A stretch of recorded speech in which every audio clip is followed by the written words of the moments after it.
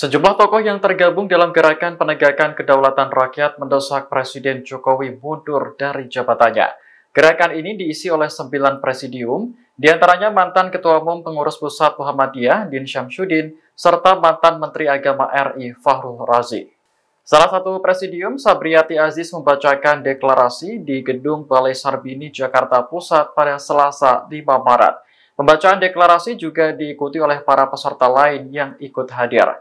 Dalam deklarasi tersebut, Sabriati mengatakan Jokowi harus mundur sebagai pertanggungjawaban atas dugaan kecurangan pemilu 2024.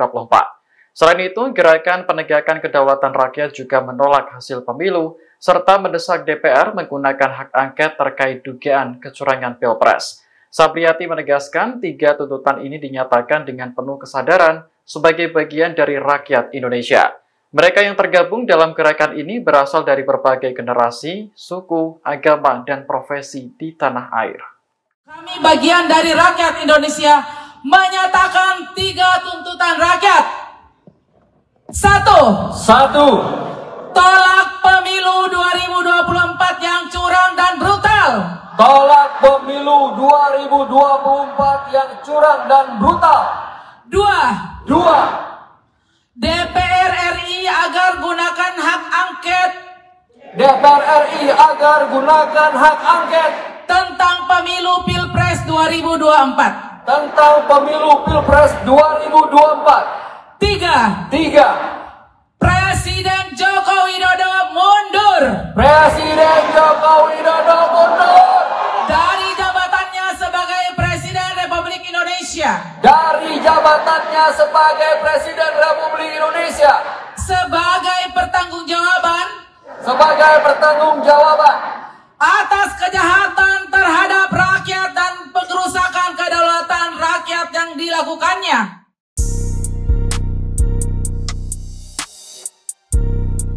Keberadaan Basuki Cahayapurnama alias Ahok kini menjadi tanda tanya setelah capres yang didukungnya, yakni Ganjar Mahfud, meraih suara rendah dalam Pilpres 2024. Padahal sebelumnya, Ahok sempat aktif mengkampanyekan Ganjar dan melontarkan ucapan yang diduga mengkritik paslon lain. Mantan Komisaris Utama PT Pertamina itu terakhir kali muncul di hadapan publik saat hari pencoblosan, yakni 14 Februari. Setelahnya, Ahok belum lagi terlihat terutama dalam aktivitas yang berkaitan dengan Ganjar Mahfud. Jika dilihat dari aktivitas media sosial, mantan Gubernur DKI Jakarta itu juga belum aktif kembali. Ia terakhir kali mengunggah foto bersama anak dan istrinya saat sedang mencoblos di TPS kawasan Pluit, Jakarta Utara. Keberadaan Ahok pun menimbulkan tanda tanya setelah Ganjar Mahfud meraih suara terendah berdasarkan hasil perhitungan sementara KPU. Per hari ini, Selasa 5 Maret 2024, petang, paslon 3 mendapat 16,68% suara. Ahok sendiri pernah menjadi sorotan saat kampanye masih berlangsung untuk memenangkan Ganjar Mahfud. Ucapan yang mempertanyakan apakah Gibran serta Jokowi bisa bekerja menuai kontroversi. Bahkan ucapan ini sempat dibalas oleh Prabowo hingga Menko Marves Luhut Binsar Panjaitan. Namun, Ahok kemudian mengklarifikasi ucapannya dan menyebut narasi soal Jokowi Gibran tak bisa bekerja adalah tidak benar. Ia menegaskan tak mungkin menyerang Jokowi karena sebelumnya pernah bersama-sama membangun Jakarta. Fraksi PKS mengajukan hak angket untuk pengawasan pemilu 2024 ini. Anggota DPR dari fraksi PKS Syahrul Aidi Ma'azat hadir di tengah demo pemaksulan Presiden Jokowi. Demo tersebut berlangsung di depan gedung DPR RI pada Selasa 5 Maret 2024 sore. Syahrul hadir untuk menemui massa yang sejak siang menggelar demo pemaksulan Jokowi. Dari atas mobil komando, ia menyampaikan sejumlah poin menanggapi tuntutan massa. Syahrul mengatakan bahwa pemaksulan presiden telah diatur dalam konstitusi. Hal ini berlaku jika kepala negara terbukti melanggar undang-undang. Syahrul menjelaskan dugaan pelanggaran itu nantinya dibawa ke DPR dan diajukan lewat Mahkamah Konstitusi. Selain itu, ia menegaskan bahwa PKS bersama sejumlah partai lain mendukung hak angket terkait dugaan kecurangan pemilu digulirkan. Adapun demo kali ini diikuti oleh massa yang tergabung dalam Koalisi Nasional Penyelamat Demokrasi dan Solidaritas Mahasiswa. Mereka menuntut Jokowi dimaksudkan karena Presiden dinilai telah terlibat dalam dugaan kecurangan pemilu 2024. Secara konstitusi, DPR bisa melakukan pengawasan terhadap pelaksanaan pemilu 2024 ini, di mana yaitu bisa DPR ini mengajukan hak angket. Dan fraksi PKS pada paripurna tadi siang sudah menyampaikan bahwasanya fraksi PKS mengajukan hak angket untuk pengawasan pemilu 2024 ini. Begitu juga diikuti dengan PKB, begitu juga diikuti dari fraksi PDI Perjuangan.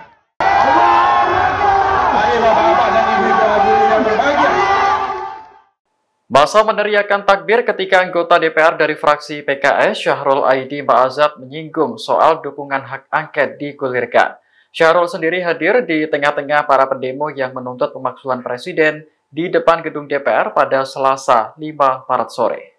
Dalam orasinya, ia menegaskan bahwa PKS bersama sejumlah partai lain mendukung hak angket terkait dugaan kecurangan pemilu. Selain itu, Syahrul juga mengatakan bahwa pemakzulan presiden telah diatur dalam konstitusi. Hal ini berlaku jika kepala negara terbukti melanggar undang-undang. Syahrul menjelaskan dugaan pelanggaran itu nantinya dibawa ke DPR dan diajukan lewat Mahkamah Konstitusi. Secara konstitusi, DPR bisa melakukan pengawasan terhadap pelaksanaan pemilu 2024 ini, di mana yaitu bisa DPR ini mengajukan hak angket. Dan fraksi PKS pada paripurna tadi siang sudah menyampaikan bahwasanya fraksi PKS mengajukan hak angket untuk pengawasan pemilu 2024 ini. Begitu juga diikuti dengan PKB, begitu juga diikuti dari fraksi PDI Perjuangan. Besok mudah-mudahan 1 juta orang ke sini. Parlemen jalanan ini, berapapun jumlahnya, didukung oleh bapak-bapak di belakang. Hari ini, hari sidang pembukaan kembali. Kita berharap bapak-bapak dan ibu-ibu di belakang mulai menginisiasi hak angket. Setuju dengan hak angket? Setuju dengan hak angket? Karena itulah kemudian kita geruduk, kita dorong, kita support hak angket. Kalau mereka tidak ajukan hak angket, biar kita duduk di DPR. Kita buat revolusi lagi. Kita buat reformasi lagi. Kalau hari ini jumlah kita sekian, besok mudah-mudahan 1 juta orang ke sini. Jadi kita dorong angket, oke? Kita dorong DPR menggunakan otornya untuk menolak kekuasaan yang cawe-cawe. Tuntutan kita adalah sudah sejak lama, sudah 1 dan 2 tahun belakangan ini seharusnya presiden kita dimakzulkan. Sudah terlalu banyak melanggar konstitusi, mulai dari dugaan ijazah palsu sampai kemudian cawe-cawe dalam pemenangan paslon tertentu. Karena itu kawan-kawan semuanya, jangan ragu. Saya sudah katakan kemarin, minta makzulkan Jokowi adalah aspirasi konstitusional, aspirasi yang bisa dipertanggungjawabkan.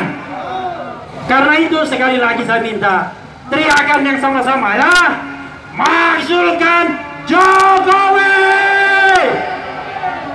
makzulkan Jokowi.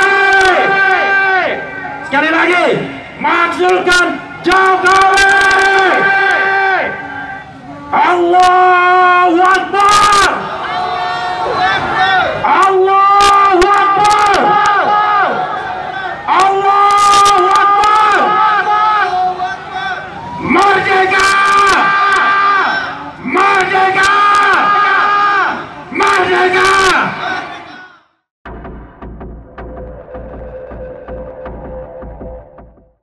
Calon Presiden nomor urut 3, Ganjar Pranowo dilaporkan ke KPK atas dugaan gratifikasi. Menanggapi laporan ini, Ketua Umum Relawan Ganjaris Kris Chandra menyinggung rekam jejak capres yang didukungnya itu saat masih menjadi Gubernur Jawa Tengah. Menurutnya, masyarakat khususnya di Jawa Tengah sudah cerdas bagaimana menilai seorang pemimpin. Apalagi Ganjar telah menjabat sebagai gubernur selama 2 periode berturut-turut. Kris menyebut Ganjar dipandang sebagai orang yang bersih dan punya integritas oleh masyarakat. Selain itu, Jawa Tengah juga kerap mendapat penghargaan dari KPK soal kepatuhan pelaporan LHKPN. Sehingga menurut Kris, laporan dugaan gratifikasi di KPK tak akan mengubah penilaian publik terhadap Ganjar. Ia juga meyakini bahwa Ganjar tidak terlibat dugaan gratifikasi seperti yang dilaporkan Indonesia Police Watch atau IPW. Sebelumnya, juru bicara KPK Ali Fikri membenarkan adanya laporan terhadap Ganjar. Laporan itu terkait dugaan gratifikasi berupa cashback dari perusahaan asuransi yang nilainya mencapai 100 miliar rupiah. Selain Ganjar, pihak yang juga ikut dilaporkan IPW yakni Direktur Utama Bank Jateng Supriyatno. Download Tribun X sekarang, menghadirkan lokal menjadi Indonesia.